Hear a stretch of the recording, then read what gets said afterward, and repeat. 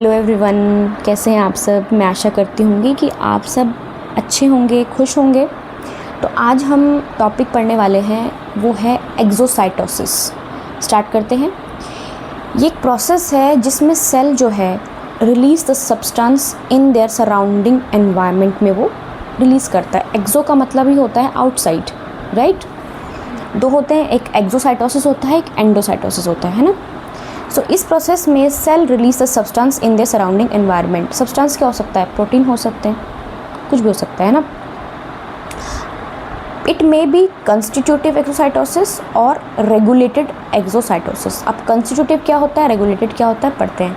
देखो, कंस्टिट्यूटिव का मतलब है it is carried out by all cells, सभी सेल्स में एक सिग्नल इंडिपेंडेंट मैनर में होगा। सिग्नल की कोई ज़रूरत नहीं, सिग्नल पे डिपेंड ही नहीं कर रहा है ये जो कौन सा, कंस्टिट्यूटिव। जबकि रेगुलेटेड का मतलब ये है कि वो किसी चीज़ से रेगुलेट हो रहा है ना। So it is carried out by specialised cells. ये तो सभी सेल्स हैं, ये स्पेशलाइज्ड सेल्स है in a signal dependent manner. इतना समझ में आया आपको कि इसमें आपको सिग्नल की ज़रूरत है, इसमें आपको सिग्नल की ज़रूरत नहीं है। इंडिपेंडेंट सिग्नल, इंडिपेंडेंट मैनर, और ये सिग्नल डिपेंडेंट मैनर। अच्छा, आप करते हैं, इंडिविजुअल करते हैं आप, ठीक है। तो पहला आपका कंस्टिट्यूटिव एक्सोसाइटोसिस। तो मैंने इसको बोला है कि इसको कोई, it does not require a specific signal. इसमें आपको कोई स्पेसिफिक सिग्नल की ज़रूरत ही नहीं है। तो ये क्या है, it is also known as default pathway. जैसे कि अगर आपको रिलीज़ करना है collagen by fibroblast cell, serum protein का release by hepatocytes, liver cells है ना, एंटीबॉडीज़ का बाय एक्टिवेटेड बी लिम्फोसाइट्स, ये कुछ एग्जाम्पल है इसके। याद रहेगा, इसको कोई सिग्नल की ज़रूरत नहीं है, बाय डिफ़ॉल्ट पाथवे हो गया। Example, release of collagen by fibroblast, serum protein by hepatocytes, antibodies by activated B lymphocytes. बहुत ईजी है, constitutive exocytosis. Next is regulated exocytosis. इसमें क्या होता है, मैंने ये बोला है कि ये कुछ स्पेशलाइज सेल परफॉर्म करते हैं, performed by some specialise cells, while जो कंस्टिट्यूटिव था it is carried out by सभी सेल्स करते हैं, है ना। So performed by some specialise cells, secreting product rapidly on demand. Demand मतलब जब सिग्नल आएगा तभी ये प्रोडक्ट रिलीज़ करेंगे, ठीक है। क्या हो सकते हैं प्रोडक्ट? हार्मोन्स हो सकता है, कोई आपका एंजाइम हो सकता है, कोई न्यूरोट्रांसमीटर हो सकता है ना। अब कौन से टाइप के स्पेशलाइज सिक्रेटरी सेल्स हैं? हिमेटोपोइटिक, न्यूरोनल सेल हो सकते हैं, आपका एंडोक्राइन होता है, आपका एक्सोक्राइन। ये चार टाइप के सेल्स हो सकते हैं आपके, ठीक है। Haematopoietic cells, neuronal cells, endocrine cells and exocrine cells. अब रेगुलेटेड एक्सोसाइटोसिस अब होता कैसे है, देखो। आपको पता है सेक्रेटरी वेसिकल्स बनते हैं, कहाँ बनते हैं?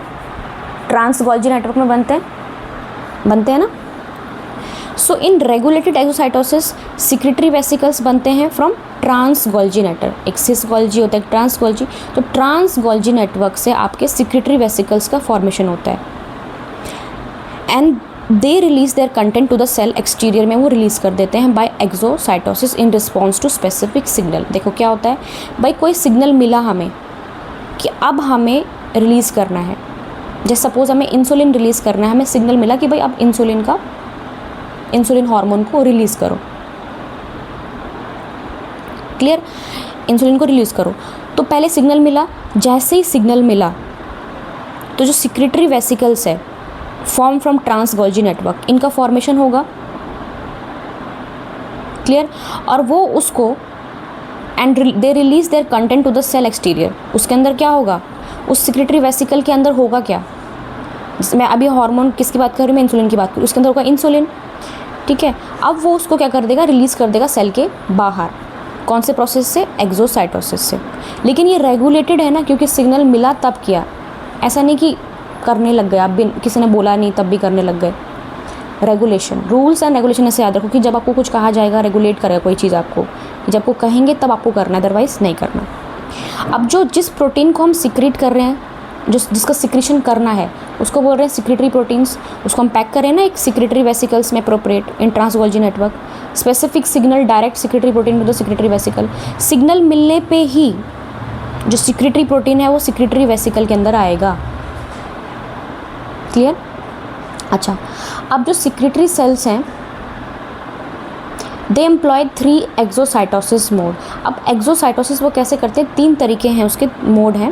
पहला किस एंड रन, देखो ये तो आपको भूलोगे नहीं, कुछ चीज़ें तो नाम से पढ़ के भूलते नहीं हम। किस एंड रन, आपको किस करना है और भाग जाना है नाम भी क्या रखा है देखो। तो इस केस में क्या होता है, in case of kiss and run secretion, fused secretory vesicles secrete their contents followed by closure of the fusion pore to reform the vesicle. अब देखो ये आपकी वेसिकल है, इसके अंदर आपको कोई भी हार्मोन, प्रोटीन जो भी है या वो है, ठीक है। अब इसने क्या किया, ये इसका फ्यूजन हुआ किसके साथ, ये प्लाज्मा मेम्ब्रेन है आपकी, ये आपकी प्लाज्मा मेम्ब्रेन है ना। ये यहाँ से इसको रिलीज़ कर देगा उस कंटेंट को, जैसे उससे सिग्नल मिला उसने जो ये है रिलीज़ कर दिया। क्या है ये सिक्रेटरी वेसिकल है ना, इसने रिलीज़ कर दिया सिक्रेट द कंटेंट, और उसके बाद क्या हो गया, ये पोर जो है वो क्लोज हो गया टू रिफॉर्म द वेसिकल। अब ये दोबारा से वेसिकल किसी और चीज़ मतलब दोबारा से फिल करेगी, दोबारा से रिलीज़ करेगी content outside the cell. Just touch and run, ऐसे कह सकते हो, किस एंड फिर वो भाग गया वहाँ से, run. Clear. So in case of kiss and run secretion, जो फ्यूज्ड सेक्रेटरी वेसिकल्स हैं, दे सिक्रीट देयर कंटेंट, उन्होंने सिक्रीट किया कंटेंट, फॉलोड बाय जो ये पोर है, ये वाला पोर, ये क्या हो गया, क्लोज हो गया, टू रीफॉर्म द वेसिकल, दोबारा से वेसिकल्स की फिलिंग हो जाएगी, भाई सॉरी दोबारा बन जाएगा, है ना, दोबारा से रीफॉर्म हो जाएगा वो। समझ आया। तो ये था आपका पहला मोड। दूसरा मोड पढ़ते हैं अब, दूसरा मोड है फुल कोलैप्स फ्यूजन। कोलैप्स का मतलब ये पूरा कोलैप्स हो गया हो, है ना।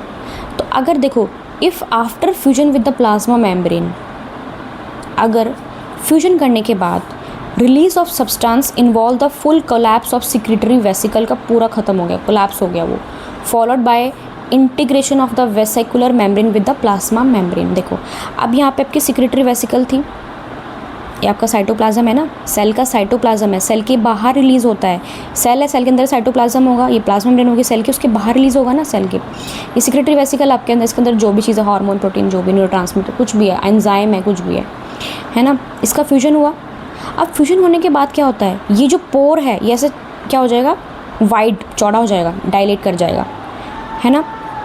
और जो ये वेसिकल है ये फ्लैट हो जाएगी इनटू द मेम्ब्रेन, पूरी फ्यूज ही कर जाती है उसके साथ, इंटीग्रेट हो जाएगी विद द प्लाज्मा मेम्ब्रेन, पूरा का पूरा कंप्लीट रिलीज़ हो जाएगा। और उसमें आपको किस एंड रन वाले में कंप्लीट रिलीज़ हुआ था, नहीं हुआ था ना, इसमें कंप्लीट रिलीज़ हो जाएगा, तो कोलैप्स हो गया ना पूरा का पूरा। तो इसमें क्या हुआ, फ्यूजन पोर डायलेट, वो थोड़ा सा क्या हो जाता है, उसमें आपका फ्यूजन पोर क्लोज हो जाता है किस एंड रन वाले में। लेकिन इस वाले में क्या होगा, देखो फुल कोलैप्स फ्यूजन में कि फ्यूजन पोर आपका ऐसे वाइड हो जाता है, वाइल द वेसिकल, आपकी जो वेसिकल ऐसे फ्लैट हो जाती है, वाइल वेसिकल पूरा फ्लैट इनटू द मेम्ब्रेन में पूरी वो इंटीग्रेट कर जाती है, resulting in rapid and complete release. Clear I this. अब आता है लास्ट इसका type mode, compound exocytosis. Compound exocytosis में क्या होता है, ऐसे बहुत सारे वेसिकल्स बनते हैं, बहुत सारे सिक्रेटरी वेसिकल एक साथ आएंगे, वो फ्यूज़ कर जाएंगे, फर्स्ट जाइंट वेसिकल फॉर्म बनेगा, कंपाउंड बनेगा, एक जाइंट वेसिकल, बड़ा वेसिकल बनेगा, छोटे छोटे वेसिकल्स का आपस में फ्यूजन हो जाएगा, और फिर इसका फ्यूजन होगा with in the plasma membrane, then the fusion of giant vesicle occur in the plasma membrane, वो अपना कंटेंट रिलीज़ कर देगा। आई होप आपको समझ में आया हो। So this is all about exocytosis, छोटा सा टॉपिक है, आई थिंक समझ में आ गया होगा आपको। अगर आपने यहाँ तक देखा है तो thank you so much for watching the video, and please press the like button और कमेंट्स में बताया करें कैसा आपको वीडियो लगा। Thank you so much, have a good day.